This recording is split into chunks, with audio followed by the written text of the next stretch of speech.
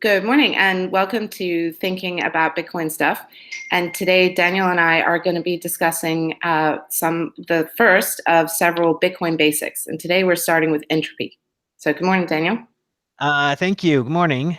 I would like to make something to help people get more familiar with really basic concepts. It'll Excellent. help get people. Provide a kind of further level of understanding for people coming into the space who, whatever their level of background education or familiarity, are in a position to have their understanding strengthened. Yeah, I shouldn't have even mentioned that. I'm just that's what's been on my mind so much. But yes.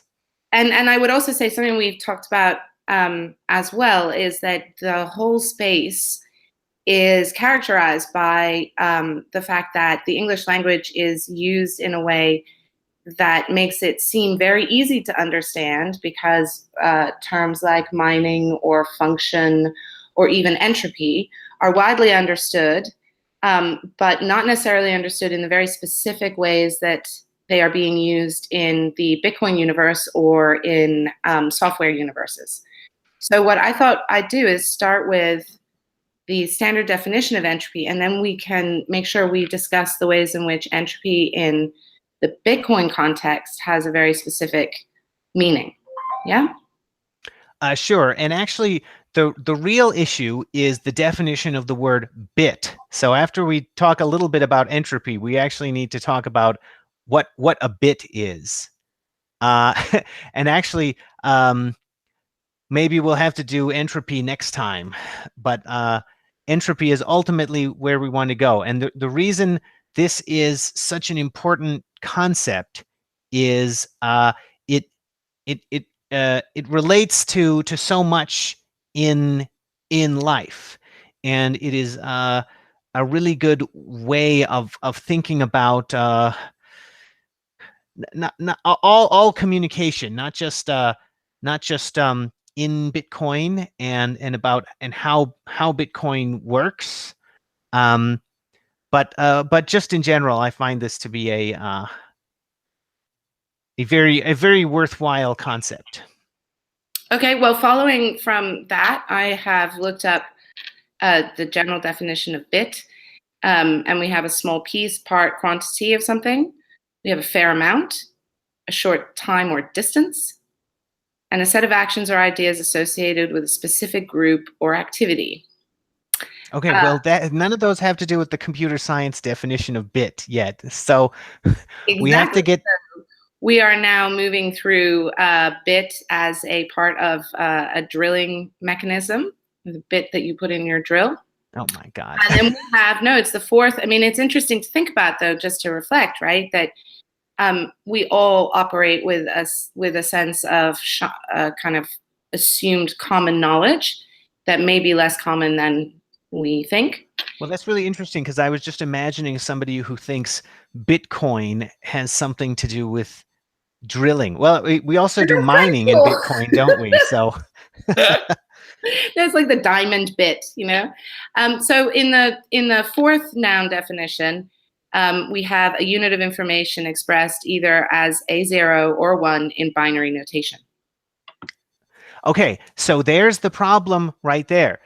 I would argue that this definition, this is so perfect. That was great. It confutes two completely different definitions of the word bit that are used totally ambiguously in a computer science context, because a bit can be a unit of information in the sense that it is the format of the medium that we are communicating with, right? So it is the physical medium of the computer, or it can be a completely abstract idea of a binary choice, and that you have a 50% probability of doing one or the other. And I would argue that definition confutes the two, because a the state of a bit in a computer does not necessarily transmit information, right? Because See, it's a Y in the road. there are two senses of how I can transmit information, I should say. Like I could have, we could be talking about the meaning of a text, or we could be talking about the way that the text is expressed in a book, right? So like the alphabet. Yeah. So that's the problem, is the word bit is used for both of those, and they Right. have a completely different uh they, Right. they have very different consequences in real life. Okay. And So I would argue that we see a similar problem when we use the word money, and we are simultaneously using a word to describe a commodity system and a credit system. So some of the confusion comes from using the word money in ways that actually express experiences that lead to completely different outcomes. So if I understand you correctly, you're talking about the difference between the way in which you interpret information and the underlying structure for arriving at that information. sure, yes. And I guess I was having some difficulty expressing what I'm talking about, because this is kind of a kind of an abstract concept. But when you create a brain wallet, Mm-hmm. one of the mistakes that people can make is they find some book, right? Mm-hmm. And they find some phrase in the book, and they copy this, and they say, I'm going to base my brain wallet on this phrase, and then I'll be all set. And the problem with that is that all books everywhere are online somewhere. So Mm-hmm. somebody can just run through every possible text uh, and try to generate a brain wallet with it, and see if there's some bitcoins available in that brain wallet on in the blockchain, and then they can take the funds. And um, I would say that somebody who understood the difference between the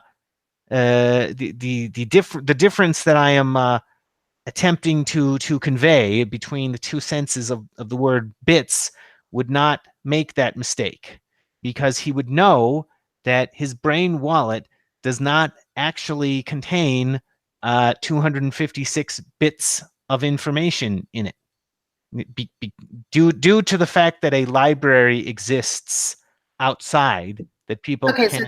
this is going to the obvious follow-on, which is a discussion about randomness or entropy. No, in the sense that if you take a phrase that has already come into existence, it has followed a mechanism of choices that's already been made, and so cannot be said to be entirely random, because those words have been put in order with one sense of the word bit, right? If I understand you correctly, bits can mean a series of binary choices as much as it can mean the interpretation of the outcome of those choices.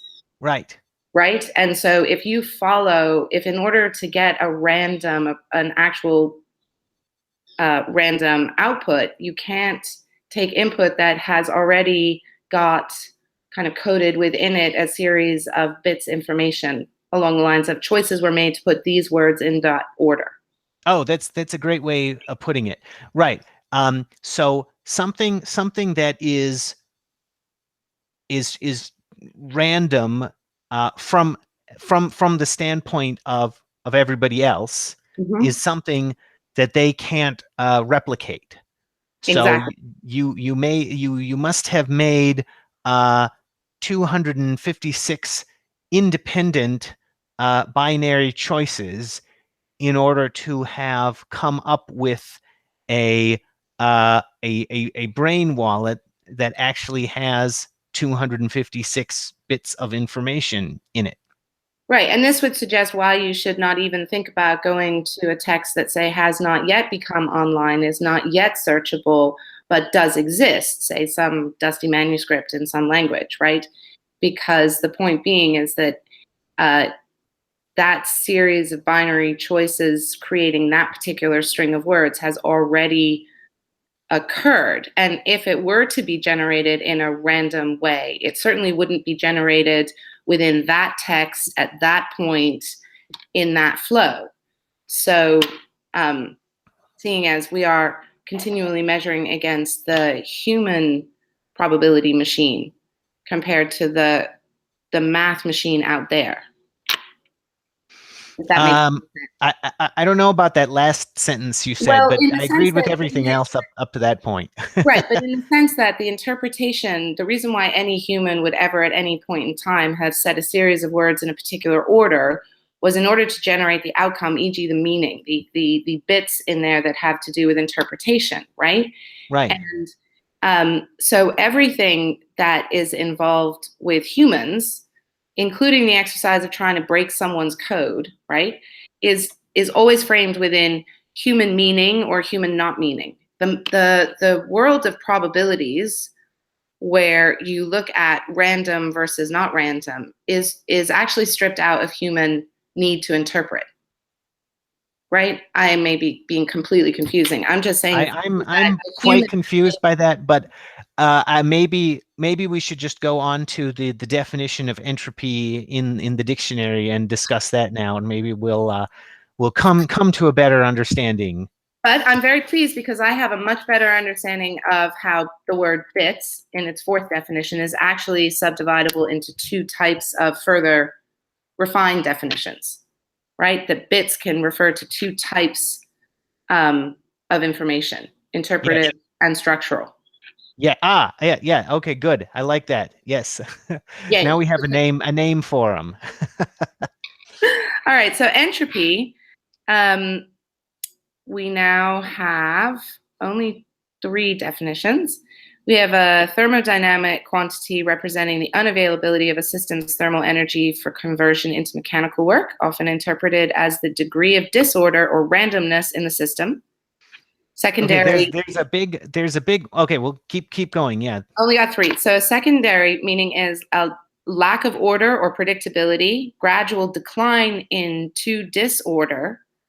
And then in information theory is the third definition, a logarithmic measure of the rate of transfer of information in a particular message or language. Okay, so the logarithm thing is really interesting because entropy is a logarithm in physics too, and they didn't mention that. There's actually a very close connection between um, entropy in physics and entropy in information theory. But information theory is easier because there isn't a concept of energy. And in physics, you have both of these working together. Right. Whereas in information theory, you don't have to worry about energy. So you have Uh, one variable rather than two or multiple variables, right? well, concept, I would say. Concept. All right. So, but yeah, entropy is a logarithmic quantity, and that is sort of an important concept to convey because as the length of a message increases, the number of possible messages increases exponentially. Mm-hmm. But what a if you can subdivide the message into individual choices, Mm-hmm. the the number of choices increases linearly as the message increases. See, No, I so do. That's why bits is important because if the structure of one form of understanding bits is a series of binary choices, you have a different, you're going to get a linear experience compared to if you have, say, 10 binary choices, you're going to get a message of 10 units, let's say, right? bits, right? Or Yeah. bits. And what you can do with that output, bits as interpretation, the longer it gets, you start to have exponential function. So if you just think of the total possible messages Mm-hmm. that you can make with 2 bits, Mm-hmm. there's 4 of them, Mm-hmm. and with 3 bits there's 8, Mm-hmm. and with 4 bits there's 16 possible messages, and so Right. on. Right. But totally. And in a linear context, the number of um, choices that you have goes from 1 to 2 to 3 to 4. So Right. in generating your bits, which are your message, you've actually got a series of bits saying, okay, choice 1, choice 2, choice 3, choice 4. So it's X plus 1, right? And when X is big, and you have 10 choices, you're going to get a message that has an exponential function of, I think, 9. No? Um, The ninth?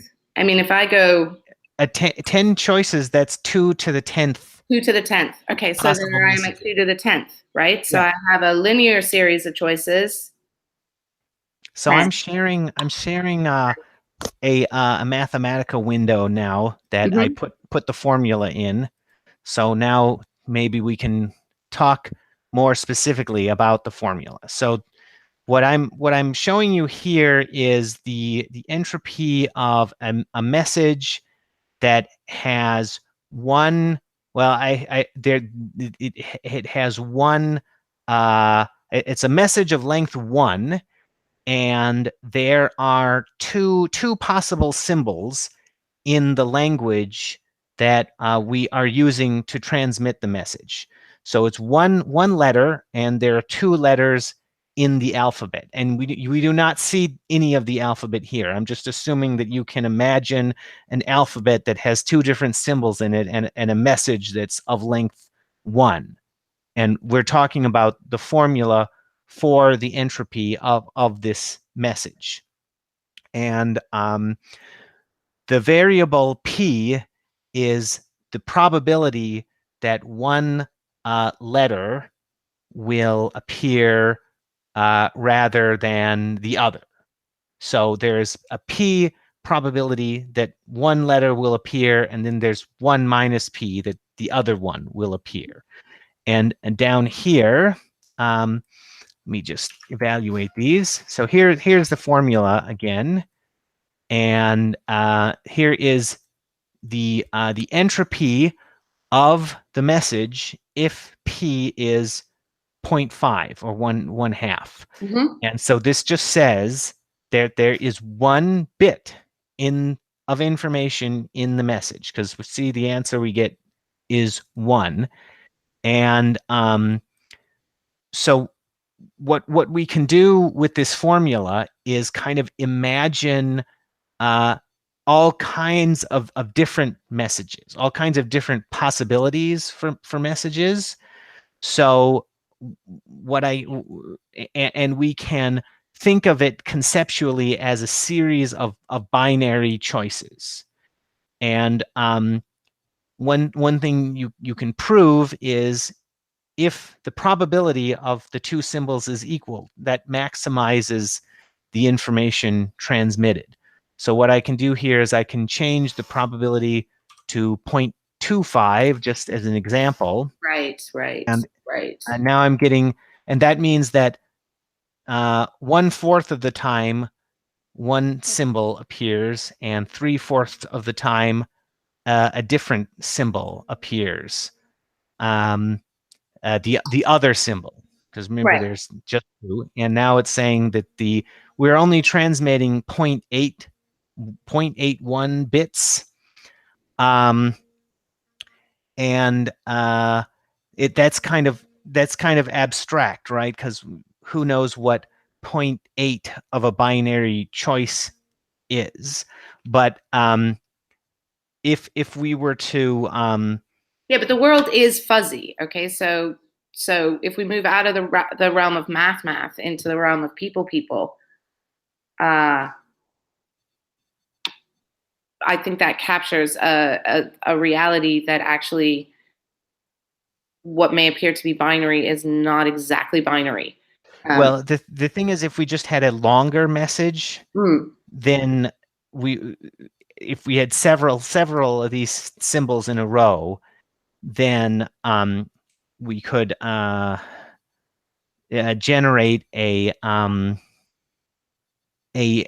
random message with fewer binary choices. We could generate a message that looks random with yeah. fewer binary choices than the length of the message. See, Uh-huh. so if I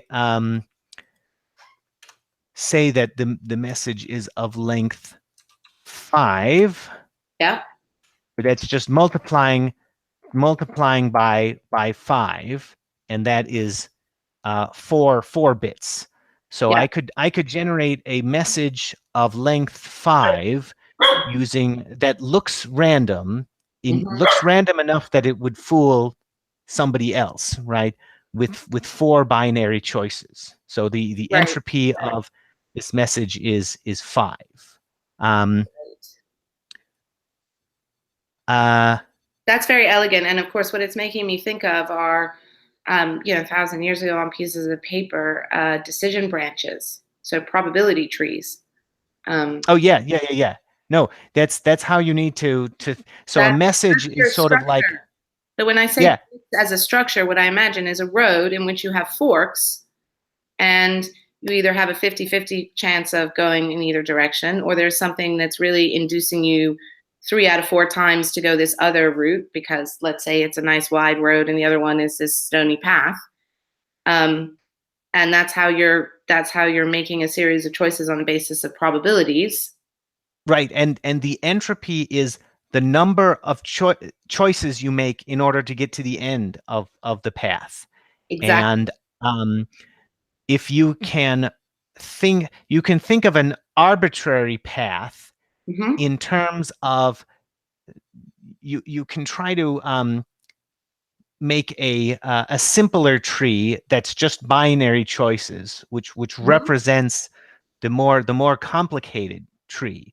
And Hmm. that tree, the simpler tree is going to be even. So there's just going to be one number that tells you how many choices it takes to get to the end, and that's the entropy. And the total number of possible messages is the leaves of the tree. Hmm. Nice metaphor. Okay. Okay, and so we want as much entropy as possible if we are trying to achieve randomness or Well, the I would appearance of say we don't randomness. need you never need more than 256 bits of genuine entropy, Okay. because that is more than any computer that could that's more numbers than you can count with all of the energy in the solar system. So basically, if you built a Dyson sphere around the sun and you use that to power a computer The that was world going of to try to math. break your password, it would be able to break your password with a vanishingly small probability. Totally understand, and I think that's an interesting echo of something that you said before in different contexts, which is that it does not have to be the best; it needs to be good enough. Yeah. And so we're saying that 256 bits is definitively good enough to render it cryptographically secure. Yeah.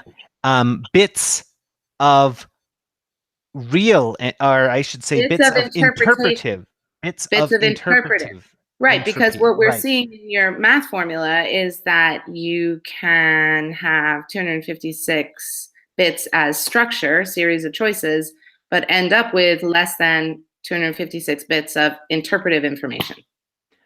Um, so now let's talk about, so this idea of interpretation, that this can be taken to its logical conclusion. Okay. Mhm. Well, and you can think about like a message that's very structured, like an English sentence or sentence in any human language. A And haiku.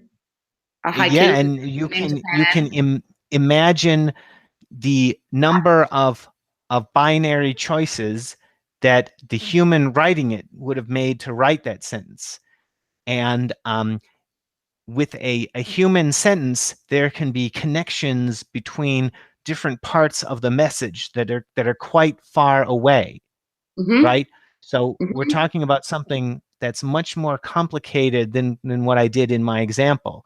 But Right. you can still, It's a tree with many, many, many, many, many, many branches to get to your leaf rather than simple ones. From what if I'm kind of going with your metaphor, the well, connections in a so human. what I would say is that the number of interpretive branches is a lot smaller than the number of what term did you use before versus the Structural. structural? Yeah, so if you're just looking at like the alphabet, there's a lot of messages that are just nonsense, and that's Right. the vast And then for the majority of rest, them.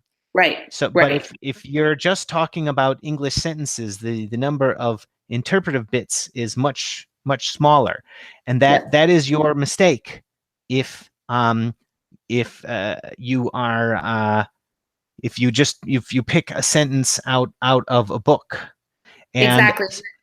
That's exactly what I was babbling trying to say, which is that it's even if you take an obscure sentence from a book that's not currently searchable by a computer, it still represents a series of human choices, not a series of math choices, like purely math choices. sure, and you could also design a computer to say try uh, make up its own English sentences. They might be like nonsense sentences, but Hmm. you could try to generate brain wallets with that because your mind is kind of like a book that hasn't been written down yet, right? That's beautiful. So Yeah, you don't want to be somebody who can easily be emulated by a predictive text algorithm.